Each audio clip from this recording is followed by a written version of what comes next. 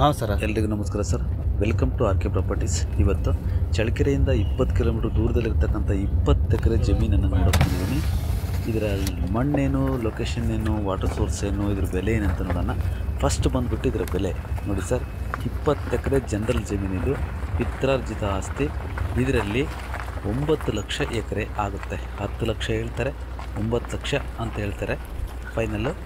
ಇನ್ನೂ ಕಡಿಮೆ ಕೂಡ ಆಗ್ಬೋದು. ಒಂದು ಒಳ್ಳೆ ಪ್ರಾಪರ್ಟಿ, ಒಳ್ಳೆ ರೇಟ್ಗೆ ಸಿಗುತ್ತೆ. ನೆಕ್ಸ್ಟ್ ಬಂದುಬಿಟ್ಟು ಫಲವತ್ತಾದ ಭೂಮಿ, ಪ್ಯೂರ್ ರೆಡ್ ಸಾಯಿಲು. ಒಂದು ಸ್ವಲ್ಪ ಇವರು ನೀರಾವರಿ ಕೂಡ ಮಾಡ್ಕೊಂಡಿದ್ದಾರೆ. ಇದು ತುಂಬ ದೊಡ್ಡ ಬೌಂಡ್ರಿ ಆಗಿರೋದ್ರಿಂದ ನಾವು ಗಾಡಿಯಲ್ಲಿ ವೀಡಿಯೋ ಮಾಡ್ಕೊಂಡು ಹೋಗ್ತಾಯಿದ್ವಿ.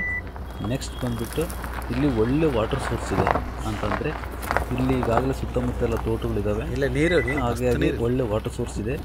ಟಾರ್ ರೋಡಿಂದ ನೀವು 2.5 ಕಿಲೋಮೀಟ್ರ್ ನಕಾಶೆ ರೋಡಲ್ಲಿ, ಮಂಡ್ ರೋಡಲ್ಲಿ ಇಲ್ಲಿ ಬರಬೇಕು. ರೋಡು ನಕಾಶೆ ರೋಡು ಅಷ್ಟು ಬಿಟ್ಟರೆ ಜಮೀನು ಮಾತ್ರ ತುಂಬಾ ಚೆನ್ನಾಗಿದೆ. 8-9 ಲಕ್ಷಕ್ಕೆ ಎಲ್ಲೂ ಸಿಗಲ್ಲ. 10 ಲಕ್ಷ ಹೇಳ್ತಾರೆ, 9 ಲಕ್ಷ ಆಗ್ಬೋದು, ಅಥವಾ 8.5 ಲಕ್ಷ ಕೂಡ ಆಗಬಹುದು. ತುಂಬಾ ಚೆನ್ನಾಗಿದೆ.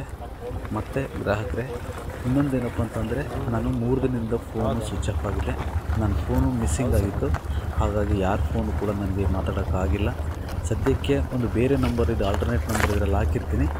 ಅದು ಆ ನಂಬರ್ಗೆ ನೀವು ಸದ್ಯಕ್ಕೆ ಕಾಲ್ ಮಾಡಿ. Thank you sir.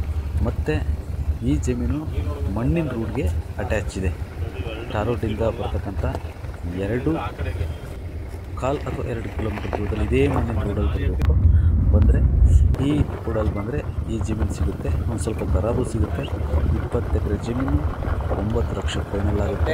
9 ಲಕ್ಷಕ್ಕಿಂತ 8.5 ಆಗ್ಬೋದು. ಒಳ್ಳೆ ಜಮೀನು, ಒಳ್ಳೆ ರೇಟ್ ಸಿಗುತ್ತೆ. Thank you sir. Thank you very much.